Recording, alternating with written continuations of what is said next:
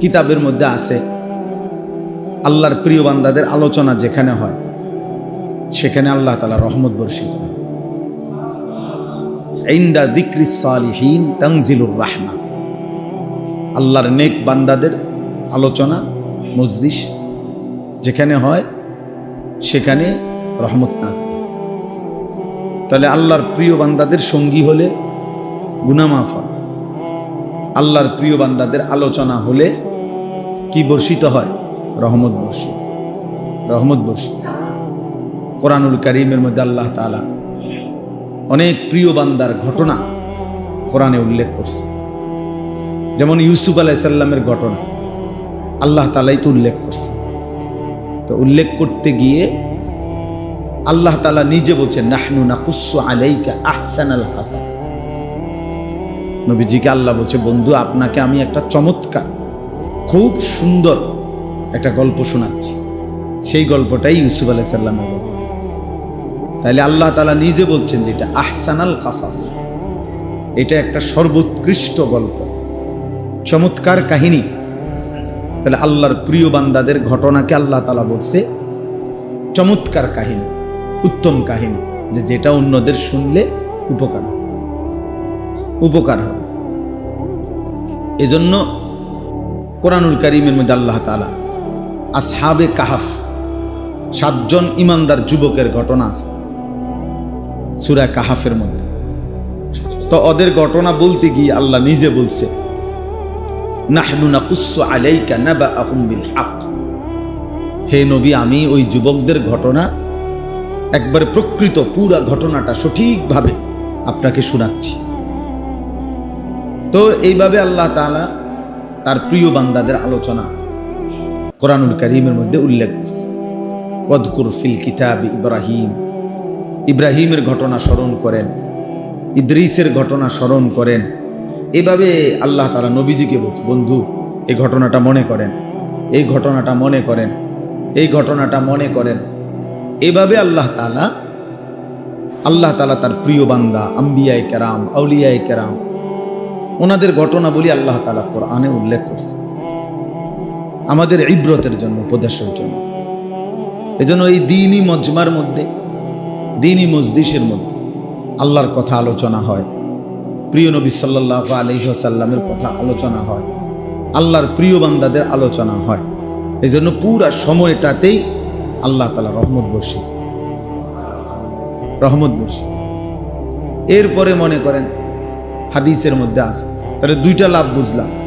1 number হলো এরকম মজলিসে আল্লাহর কোনো না কোনো প্রিয় বান্দা থাকে, আমিও যদি তাদের সাথে বসি তাহলে আমার গুনাহ মাফ হবে। আর এরকম মজলিসে আল্লাহর প্রিয় বান্দাদের আলোচনাই হয়ে থাকে, তো এর দ্বারাও সকলের উপরে কি নাজিল হয়? রহমত নাজিল, রহমত নাজিল। এরপরে হাদিসের মধ্যে আছে আল্লাহর নবী সাল্লাল্লাহু আলাইহি ওয়াসাল্লাম বলছেন, কিছু মানুষ যখন এক জায়গায় একত্রিত হয়, আল্লাহর স্মরণ, আল্লাহর জিকির, আল্লাহর কথা বলবে, আল্লাহর কথা শুনবে, আল্লাহর স্মরণ করবে, তো আল্লাহ তাআলা তখন ওই মজলিসের মধ্যে 4টা জিনিস করে, 4টা জিনিস করে আল্লাহর কুদরতে। 1 নাম্বার কি করে?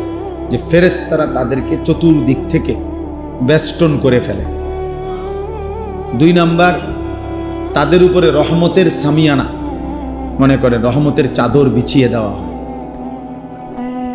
হ্যাঁ, রহমতের বিছানা। 3 নাম্বার হলো তাদের অন্তরে, ওই ভাই তুমি এমনি বাঁকা হইয়া বসে কেন, কি সমস্যাটা কি? সোজা হবে, এটা দিকে তাকাও না, মাথা নোয়ায় না, সোজা আমার দিকে তাকাও।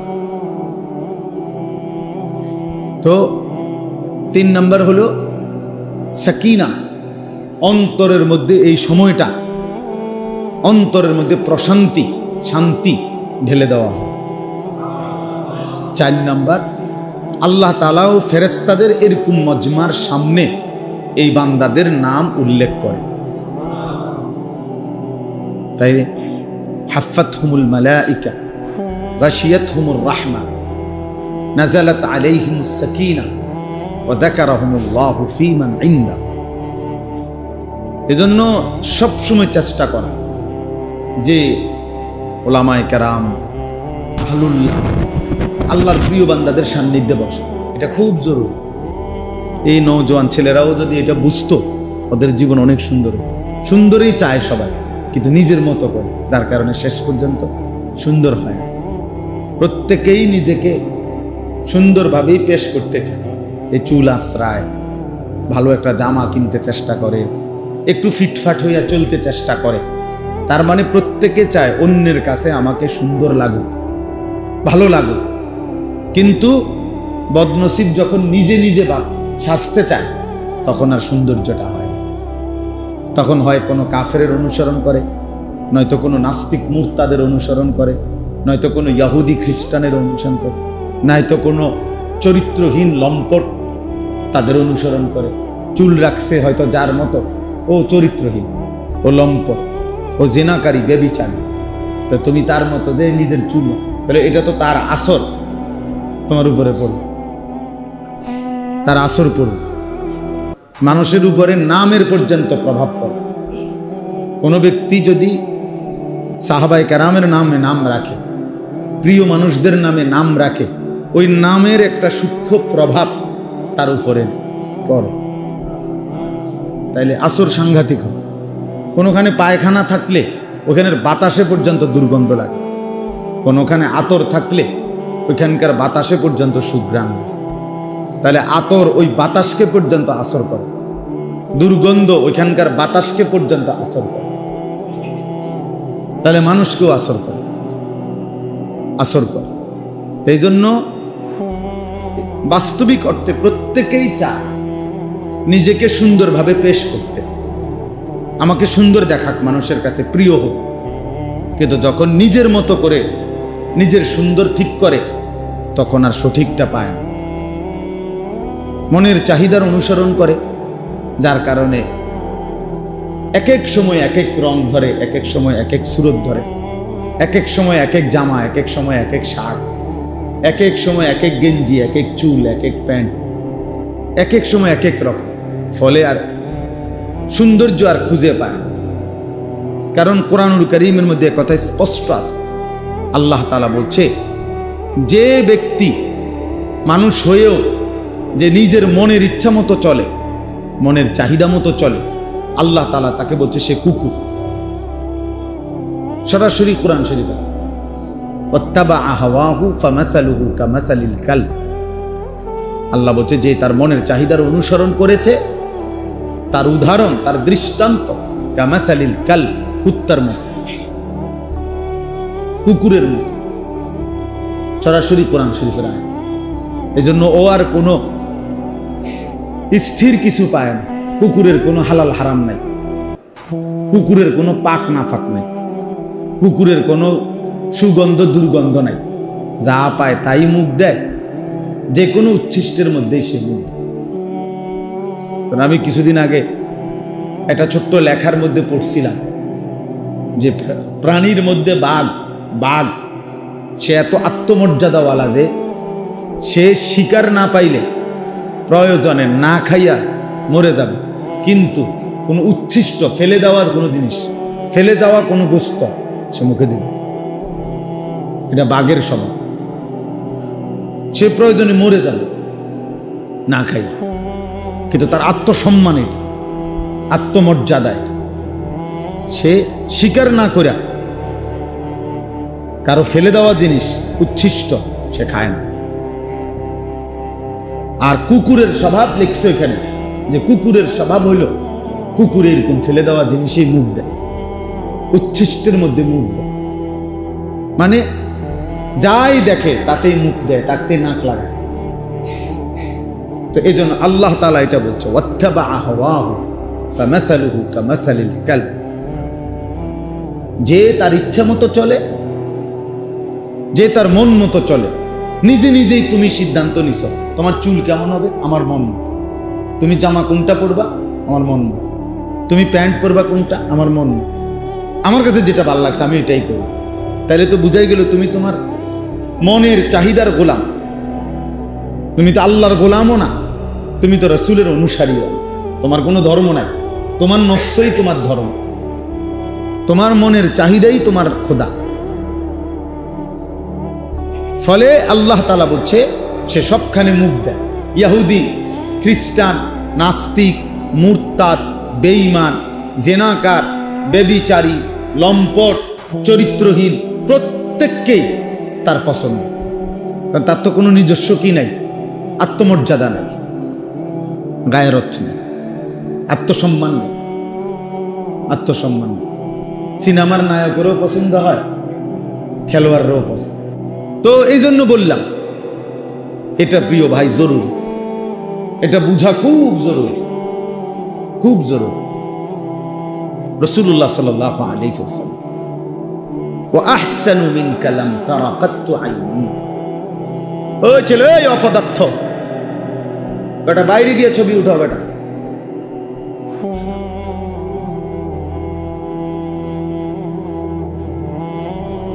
ফাইজলামির জায়গা করতে হয়, এটা মসজিদ বেটা। 24 ঘন্টা যাদের নেশা জীবন, যে এই একটা মোবাইল ছাড়া জীবনের একটা ঘন্টা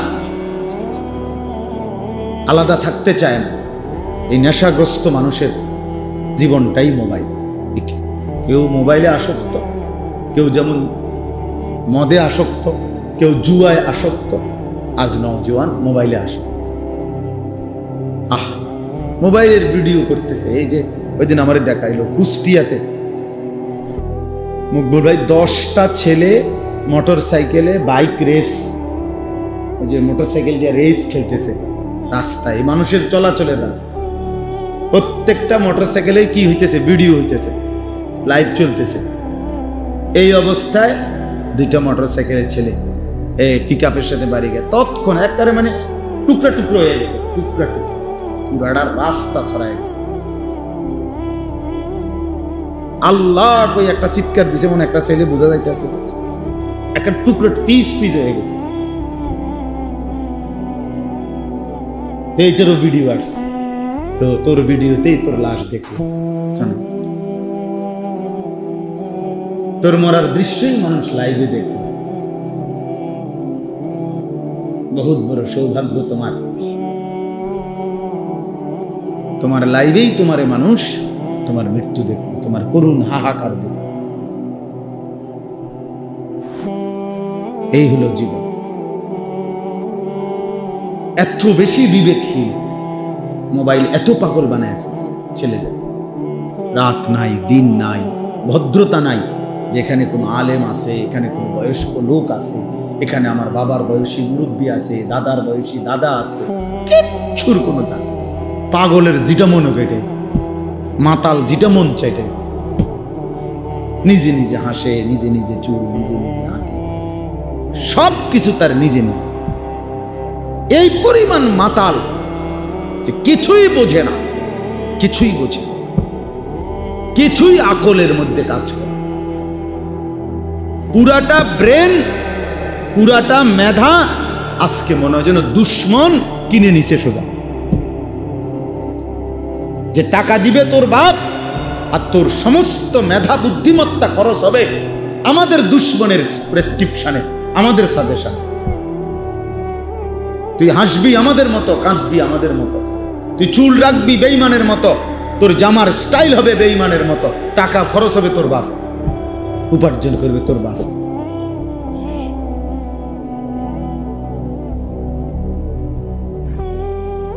বলো বাবা, একটা ছেলেই বলো, নাই তো কি বলো। তোমার টাকা দিয়া, তোমার কষ্টের হোক, তোমার বাবার কষ্টের হোক, এই টাকা দিয়া তুমি ওই বেঈমান কাফের মুশরিকদের মতো নিজের সবকিছু বানায় নিলা। এর চাইতে বড় অধপতন, এর চাইতে বড় লানত, অভিশাপ আর কি হইতে পারে? এর চাইতে বড় বদনসিব আর কি হইতে পারে? না আমার আখিরাত হইল, না আমার ধর্মের কোনো উপকার হইল। আমার ধর্মের কোনো উপকার হয়েছে এটা বলে? আমার ইসলামের কোনো উপকার হইল নি? আমার কালেমার কোনো উপকার তো হলো না।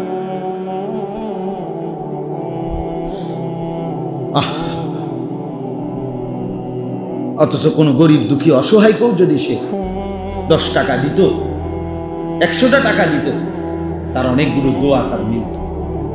কিন্তু পাষাণ দেখেন গিয়ে 10 টাকাও কোনোদিন কোনো ফকিরকে দেবে না, কারণ তার তো 10 টাকা তো দরকার এমবি, তার দরকার আরো পারে না সে জুয়ার জন্য, মদের জন্য, নেশার জন্য হাজারো যুবক, বয়সী যুবক চুরি করে, ছিনতাই করে, ডাকাতি করে। কেন? জুয়ার টাকার জন্য, মদের টাকার জন্য। মা বাবার সম্পদ চুরি করে, মা বাবার মাথায় আঘাত করে। কোনো মেয়ের সাথে হয়তো তার অবৈধ সম্পর্ক, সেই সম্পর্কের খরচ মিটাবার জন্য আপন মায়ের, আপন বাবার সম্পদ হয়তো চুরি করে নষ্ট। তাহলে দুশ্মন কি পরিমাণ মগজ উল্টায় ফেলছে, উল্টায় ফেলছে। হযরত আবু বকর সিদ্দিক রাদিয়াল্লাহু তাআলা আনহু, আমরা এটা অনেকেই জানি, হাদিসের মধ্যে আছে নবী সাল্লাল্লাহু আলাইহি ওয়াসাল্লাম একদিন বলতেছিলেন যে 3টি জিনিস দুনিয়াতে আমার বড় প্রিয়। 1 নাম্বার আমার স্ত্রীগণ আমার বড় প্রিয়, 2 নাম্বার আতর সুগন্ধি আমার বড় প্রিয়, 3 নাম্বার নামাজ আমার বড় প্রিয়। তো হযরত আবু বকর সিদ্দিক রাদিয়াল্লাহু তাআলা আনহু তিনি বলছেন, ইয়া রাসূলুল্লাহ, আমারও 3টা জিনিস দুনিয়াতে খুব প্রিয়। তো নবীজি বললেন, সেই 3টা কি? 1 নাম্বার আবু বকর সিদ্দিক বলেন, বেশি বেশি আপনার চেহারা মুবারক দেখতে থাকা, আর নাযরু ইলাইকা।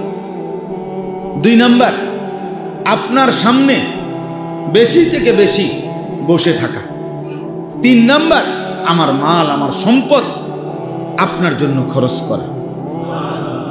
ওয়া ইনফাকু মালি লাকা, আমার মাল আপনার জন্য খরচ করা। এজন্য নবী সাল্লাল্লাহু আলাইহি সাল্লাম বলতেন যে আমি আমার সমস্ত সাহাবাদের মাল, তাদের মাল খরচ করতে অনুমতি নিছি, কিন্তু আবু বকরের মাল আমি নিজের মনে করেই আল্লাহর রাস্তায় খরচ করতে থাকছি। আমি ভাবছি এগুলো আমার, এভাবে দিছেন। তাইলে প্রিয় বন্ধু, আজকে যদি উদ্ধৃত 1টা টাকা আল্লাহর দ্বীনের জন্য ব্যয় হইতো, তত মনটারে বুঝাইতাম, তাইলেও তো আফসোস লাগতো না। অকাতরে বানের পানির মতো, বন্যার পানির মতো এইভাবে টাকা ঢুকাইতেছে আর খরচ করে ফেলতে। কি দেখতেছে তাও জানে না, কেন দেখতেছে তাও জানে না। এই ছবি, এই নারী, এই অস্থির দৃশ্য, এর দ্বারা বিনিময় কি? এর দ্বারা বিনিময় কি? এর দ্বারা আমার ফায়দাটা কি? আল্লাহ নবী সাল্লাল্লাহু আলাইহি ওয়াসাল্লাম বলছেন, ইন্নান নাযরাতা সাহমুন মিন সিহামি ইবলিস মাসমুমুন। হারাম দৃষ্টি, কোন গুনাহের প্রতি চোখের নজর, এটা শয়তানের বিষাক্ত বিষ মাখানো একটি তীর, বিষ মাখানো তীর, মাসমুম, বিষ মাখানো তীর। আল্লাহ তাআলা বলেন, ফামান তারাকাহা মাখাফাতি, আমার কোন বান্দা যদি আমি আল্লাহর ভয়ে এই ভিন নারী থেকে, ভিন ছবি থেকে চোখ নামায় ফেলে, চোখ ফিরাইয়া ফেলে, এই গুনাহ ছেড়ে দেয়, আল্লাহর ওয়াদা আছে, আবদালতুহু ঈমানান ইয়াজিদু হালাওয়াতাহু ফি কলবি, আমি আল্লাহ তাআলা তার কলিজার মধ্যে এমন ঈমান দিয়ে দেব, ওই ঈমানের স্বাদ মজা সে পাইতে থাকবে। উপলব্ধি, আমি তার হৃদয়ে তৎক্ষণাৎ ঈমানের স্বাদ দিয়ে দেব, ঈমানের মজা দিয়ে দেব, ঈমানের মজা দিয়ে দেব। এজন্য প্রিয় নওজোয়ান, মোবাইলের এই আসক্তি থেকে নিজেকে বাঁচাও। রাত নাই, দিন নাই, সকাল নাই, দুপুর নাই, এটা কোনো জীবন না বাপ, এটা কোনো জিন্দিগি হইতে পারে না, এটা সুস্থ স্বাভাবিক কোনো মানুষের জীবন নয়। এটা কমপক্ষে দুনিয়ারও যে আয় উপার্জন করে, আর দুনিয়াতেও যে সম্পদশালী হতে চায়, তারও কাজ এটা না। আখেরাত তো আছেই, দুনিয়াতেও যারা বিত্তশালী, তোমরা যেই কোনো ছেলে খবর নিয়ে দেখো, তুমি মোবাইলে সার্চ দিয়ে দেখো, পৃথিবীতে ইউরোপের মানুষরা আমাদের এই অঞ্চলের মানুষের সমপরিমাণ স্মার্টফোন, বড় মোবাইল, তাদের কিশোর, তাদের নওজোয়ান, আমাদের সন্তানরা যে পরিমাণ ব্যবহার করে ওই পরিমাণ ব্যবহার করে না। আপনি খবর নেন, আমি খবর নিছি, আমার কাছে এই তথ্য আছে।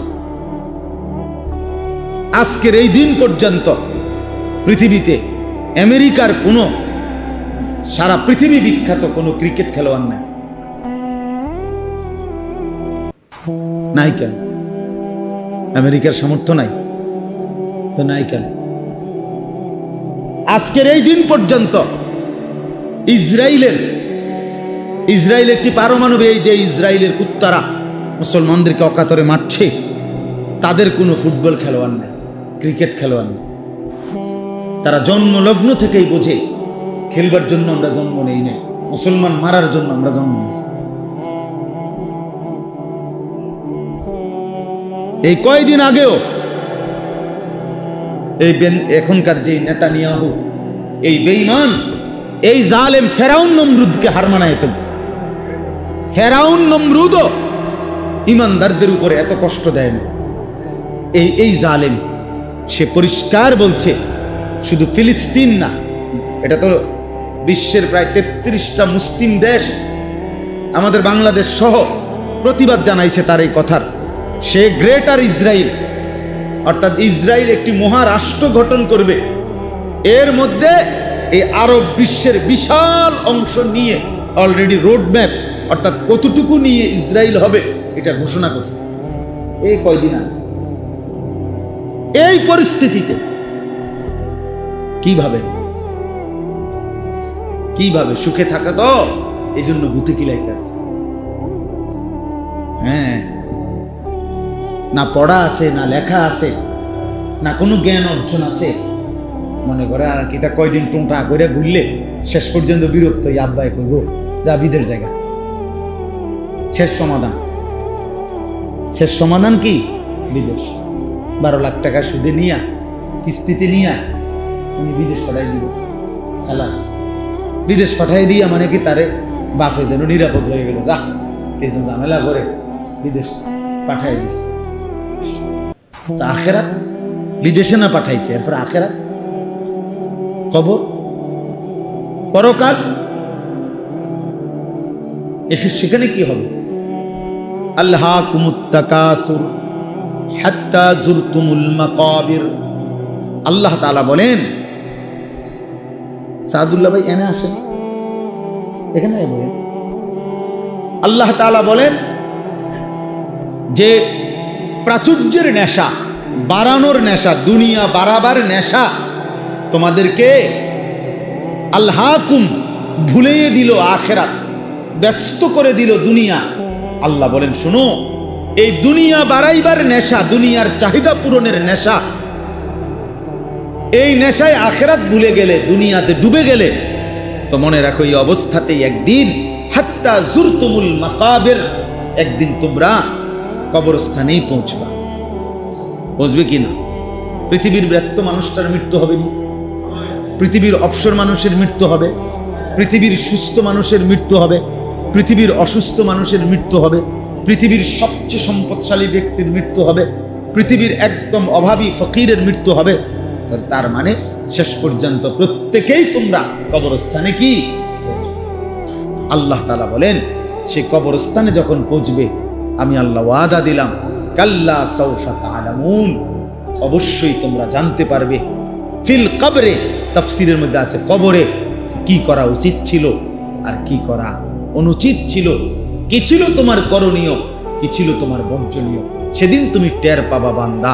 কিন্তু খোদার কসম, সেদিন শুধুই কেবল বুঝবা আর শুধরাইবার সুযোগ হবে।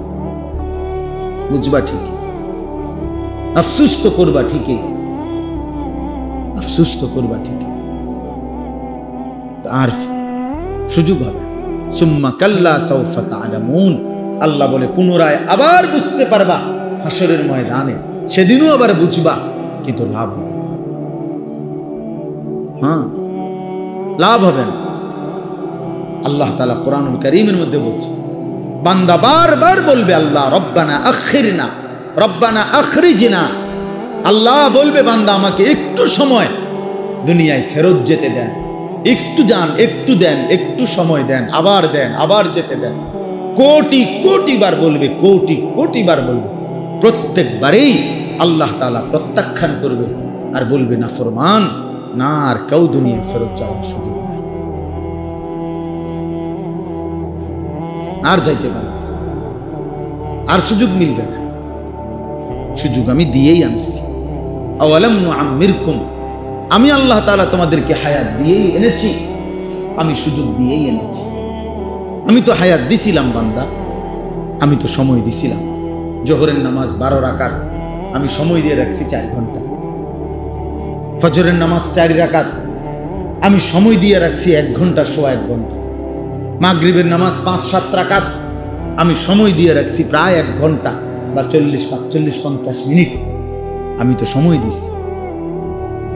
এশার নামাজের 8টা আজান হয়েছে, 8টা বাজে, স্বাভাবিক ওয়াক্ত শেষ হয়েছে রাত 12টা বাজে। সময় কি আমি দেই নাই? সময় আমি দেই নাই কেন? নাফরমান আমাকে ভুলে গেল। তোমরা যারা এত অল্প বয়সে নামাজ পড়ো না, যাদের বয়স 18 বছর, 20 বছর, 16 বছর, তোমরা এক ওয়াক্ত যারা নামাজটা শুধু মনে রেখো যে এই মাত্র 18 বছর না হইতে যদি এত নারী, এত ছবি, এত অশ্লীল দৃশ্য, এত মিথ্যা কথা,